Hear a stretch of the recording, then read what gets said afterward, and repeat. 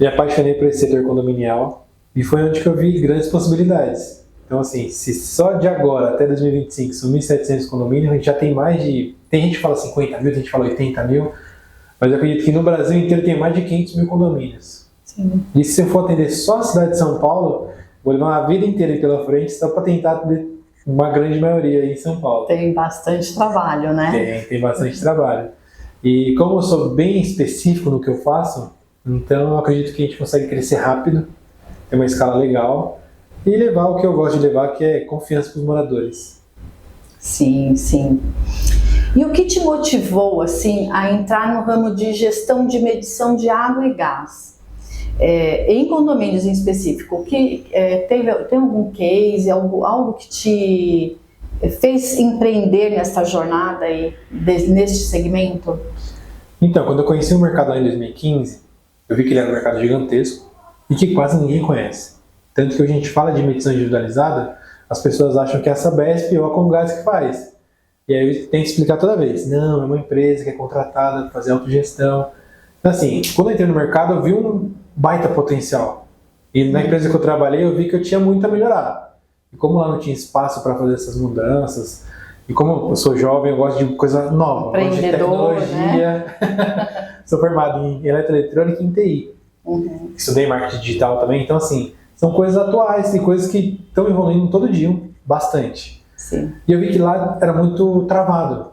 Eu falei, já que eu não consigo colocar minhas ideias em prática, como eu já tenho esse espírito empreendedor, eu falei, vou montar minha empresa. Sim. E aplicar o que eu sei no meu negócio. E foi aí que vem dando muito certo. Legal, muito bom. E você tem enfrentado alguns desafios, né? Cite alguns. Acho que um dos maiores desafios que eu enfrento hoje é exatamente a questão de ser novo.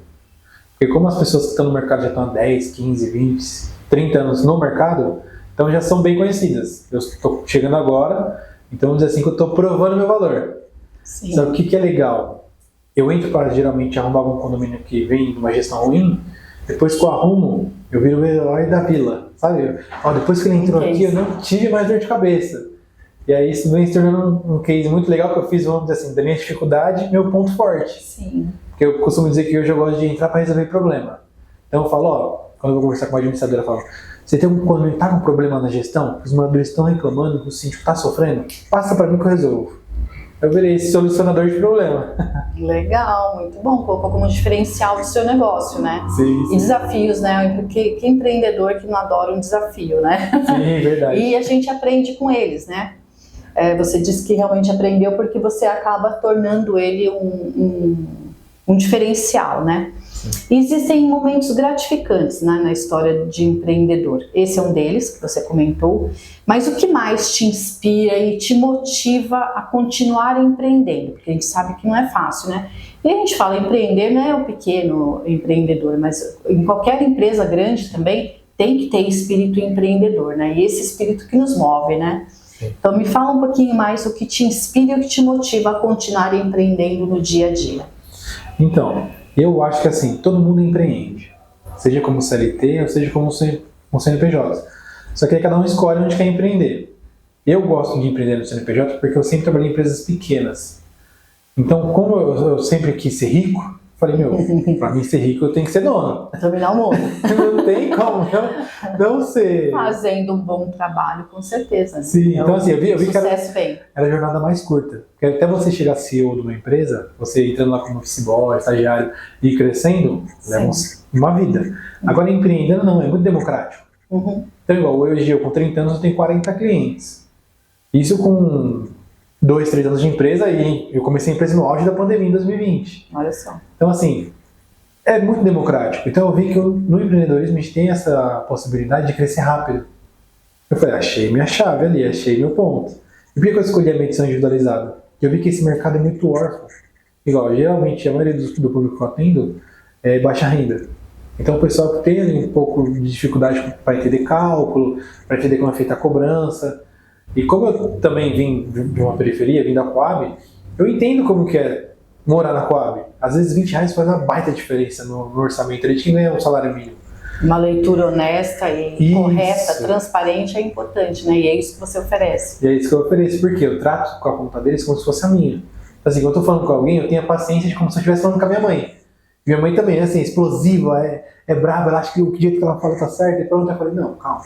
E morador é exigente, né? Ele tem que ser, né? Mas tem a medida ali. Mas é legal quando você consegue esclarecer e com paciência explicar, né? E fica tudo transparente mesmo, né? Sim, sim. E aí eu comecei a empreender e gostei desse mercado foi por isso. Que vi a necessidade no mercado que estava órfão. Porque as grandes, elas têm muitos números, e aí lidam como se fosse mais um. Eu gosto de lidar nesse individual, sabe? De saber onde que é, saber como que aquela pessoa vive, tentar entender o porquê que ela está fazendo aquela reclamação. Geralmente, quando eu começo o atendimento, eu começo, você quer entender como é feito o cálculo ou você já tem razão do que você está falando para mim? Aí se a pessoa quer entender, eu explico. Se ela fala que tem razão, eu não sei, eu vou tirar a razão dela. Sim, não tem como, né? E me diga uma coisa, você tem um público-alvo, certo? Qual é esse público-alvo? Que tamanho de condomínios você atende? Então, a gente atende desde 17 unidades até o maior que a gente tem aqui, 432 unidades. Então, o público-alvo assim, específico não tem um número exato. Mas eu gosto de trabalhar em lugares que eu consigo fotografar o medidor.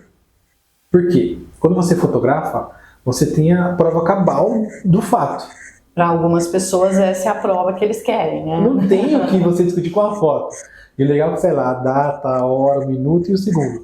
Então assim, não tem como o morador questionar uma coisa que está ali, está aprovado. E cada condomínio é único, né? Então nesse caso, se o condomínio tem essa personalidade, ela tem que ser atendida com um sistema como esse, né? Sim, sim, sim. Traz mais tranquilidade para a gestão do síndico, né?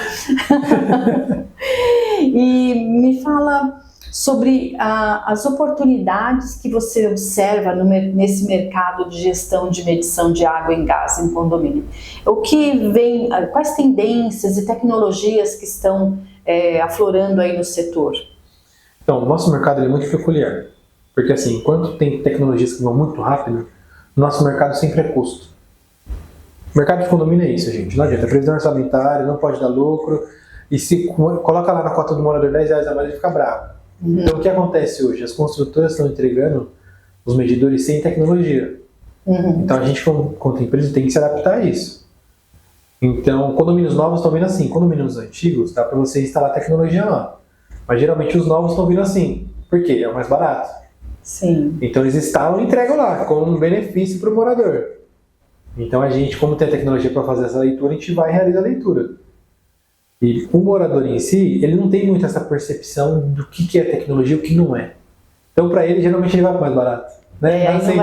Ele não vai querer trocar o medidor para poder gerar uma tecnologia que leia via rádio, via IoT, enfim, né? Exato. E aí nesse caso é onde você vê aí uma oportunidade, né, de trabalhar, porque muitas vezes acabou de ser implantado o condomínio, né, está ser entregue e o síndico ele tem que fazer de tudo para que a gestão dele aconteça dentro da previsão orçamentária, né, daquele condomínio e que atenda às expectativas dos moradores, principalmente nesse primeiro momento aí, e é onde você tem 1.700 novos empreendimentos até 2025. Tem muito mercado para trabalhar. Não é? Sabe o que é legal desse mercado? Que foi o mercado que eu vim, que era de tacógrafo, e lá cada 2 anos tinha que refazer o trabalho que a gente fazia com conta em metro. E o mercado de condomínio é igual. Então você imagina assim, são 1.700 condomínios até 2025. Só que depois de 2027, todos esses 1.700 sofreram reeleição. Então você tem mais 1.700 condomínios para você ir lá e ter uma nova oportunidade. Sim. Isso que eu acho fantástico no mercado condominial. Porque assim, não é porque hoje eu levei uma negativa daquele condomínio que na próxima gestão ele não possa se adequar ao meu modelo de trabalho. Sim. E dependendo da gestão que entrar, também pode não se adequar ao meu modelo de trabalho e ir para outra empresa. E é isso que é legal no nosso mercado. Por isso que eu acho que quem... É dinâmico, né? Quem vê empresas como concorrentes assim, mortais, que não pode ter amizade, eu acho uma utopia. Porque hoje ele está comigo, é um tipo de perfil de pessoa. Amanhã muda o síndico, ele pode ir trabalhar com a Elizabeth, porque é outro tipo de pessoa, às vezes se adequa mais ao perfil. E assim, a gente vai vivendo, porque são muitos condomínios. Sim, quando essa sinergia, né, onde de forma colaborativa, essa mentalidade colaborativa, e aí tem um case aí, né, que depois a gente vai trazer para a pauta, a gente fala quem, que até brinquei, né, que eles estavam conversando lá no evento de Meetup e conversaram muito durante todo o evento, trocando ali figurinhas, trocando informações. Chegamos num outro evento lá em Guarulhos, estavam eles lá conversando de novo. Nossa, eles não pararam de conversar ainda. Pois é, não são concorrentes, são parceiros, né? Eu acho que é isso mesmo. Tem essa questão, dessa visão, né, de olhar por um outro olhar, né, de criar uma sinergia realmente de negócios. Sim. Quais seus planos para o futuro? O que você tem como foco com a Olicom para crescer? Então, quais os seus planos? Como você pretende expandir? E aproveitando também, quais os conselhos que você dá para os jovens empreendedores, né? Ainda mais a gente falou sobre os 1.700 novos empreendimentos só em São Paulo, né? Quanta possibilidade para todas as áreas do segmento condominial, né? Não só para medição de água e gás. Então me fala um pouquinho como que é empreender no segmento condominial, qual a sua visão para o futuro e quais conselhos você dá para os jovens? Show! Mais jovens. Mais jovens ainda. Então, minha visão de futuro para a Olicom é crescer de forma organizada e estruturada. Então, eu estou crescendo hoje numa velocidade muito legal. De agosto para cá eu dobrei a empresa de tamanho e eu quero dobrar ela de novo no próximo ano. Só que de uma maneira muito organizada. Tanto que na minha missão lá na empresa está de crescer de forma organizada e que todos os meus parceiros ganhem com esse crescimento também. Porque eu vejo exatamente essa gestão colaborativa. Porque quanto mais eu crescer, eu quero levar esse conteúdo para o síndico. Porque o síndico é uma função muito solitária, igual a gente empreendedor, né? Uhum. Por isso quando a gente encontra outra pessoa que fala a língua da gente, a gente fica horas conversando. Verdade, verdade. Porque se comunica e bate as ideias e a gente tem essa experiência para trocar. Uhum. Isso é muito legal. E para quem está começando, a área é muito abrangente. Dá para você escolher aí, é multidisciplinar o condomínio, né? Ele vai de engenharia, direito, contabilidade, segurança como a VCB, N coisas. E a pessoa que quer abrir um negócio, a primeira coisa, o primeiro passo que eu dou é aprenda com o erro dos outros. Então assim, você quer começar um negócio daquele X produto, estuda aquele X produto, vai atrás de conhecer, viva aquilo na pele. Como eu sou no podcast, tem gente que fala assim, se você começar hoje do zero, abrir uma lanchonete, a primeira coisa que você vai fazer é trabalhar de auxiliar na lanchonete. Sim. Para saber como funciona toda a logística. Então faça isso, vá trabalhar numa empresa e aprenda como funciona. De repente, se o dono tiver uma cabeça aberta, igual eu ainda estou estudando qual vai ser a forma que eu vou crescer, porque eu estou indo para muitos municípios. Então, de repente, aí uma coisa para o futuro seja franquear esse modelo de negócio. E dando oportunidades para outros empreendedores aprenderem desde o início, né, como é fazer atuar nessa área e poderem depois também abrir seu negócio, por que não é? Porque assim, minha visão de mundo é colaborativa.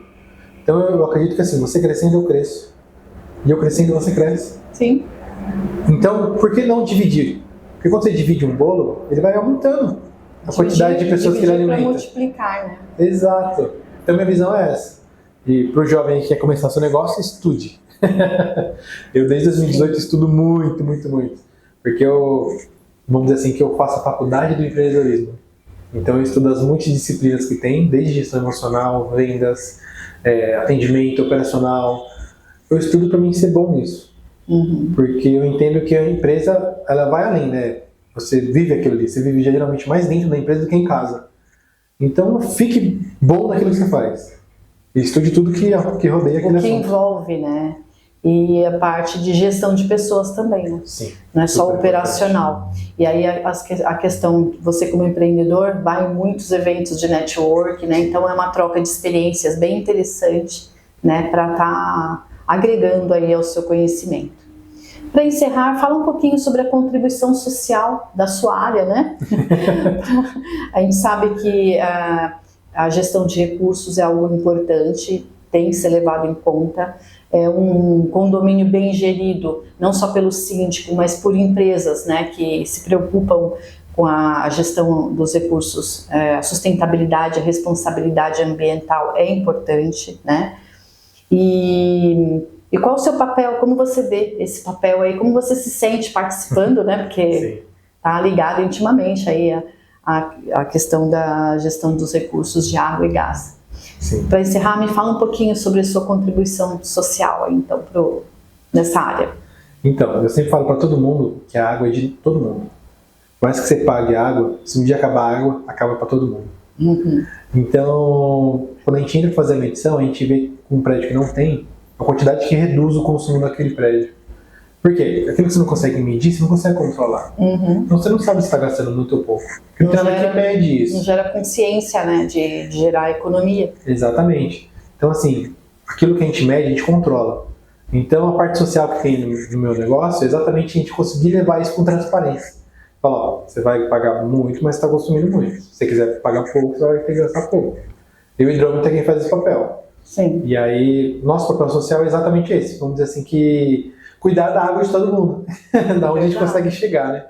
Verdade. A gente faz esse papel. A água e o gás também, né? Sim, sim. Porque, como você bem apontou, se um desperdiça, o outro vai sofrer também. Então, gerar essa consciência dentro dos condomínios, que é um lugar, uma célula viva, né, de várias pessoas ali que tem que estar alinhado com um objetivo. Então, daí, na hora de aprovar uma individualização de água e gás no condomínio, se o síndico foi lá e buscou essa opção e essa opção é aplicável, né, dá para implementar no condomínio, é importante sim fazer um custo para implantar pequeno, visto ao todo o contexto, né, de justiça social, pagar pelo que consome, gerar uma consciência para a economia e para evitar os desperdícios. Inclusive na questão de vazamentos também, né? Sim, sim, e sim. outras questões aí que envolve e que você com uma medição individualizada você consegue apontar o consumo está alto por quê? Onde está vazando essa água? Para onde está indo, né? Isso tanto para o síndico quanto para o morador também. Sim, é muito importante. Suas considerações finais, eu te agradeço aí por estar conosco, né, aqui nessa entrevista.